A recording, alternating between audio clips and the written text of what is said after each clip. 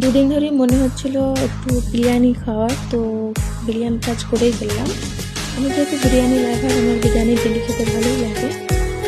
এখানে সব কিছু আমি আগে থেকে রেডি করে রেখেছিলাম, যেমন চাল, চিকেন, মাটন, আরও সব যা যা লাগে সবটা আমি রেডি করে রেখেছিলাম। তো বানানো যাক। প্রথমে হাঁড়িতে আমি এখানে গরম ফোটানো দুধটা নিয়ে নিয়েছি, যাতে মানে ভাতটা না লেগে যায় নিচে। তার সাথে কিন্তু আমি এখানে ঘি দেবো, এটা কিন্তু পুরোটাই ঘি।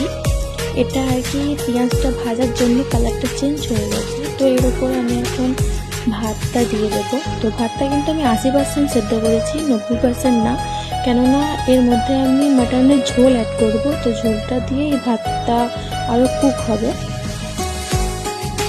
দেখেই বোঝা যাচ্ছে ভাতটা কতটা ঝরঝরে নামিয়েছি। তারপরে সেদ্ধ করে ভেজে রাখা আলু,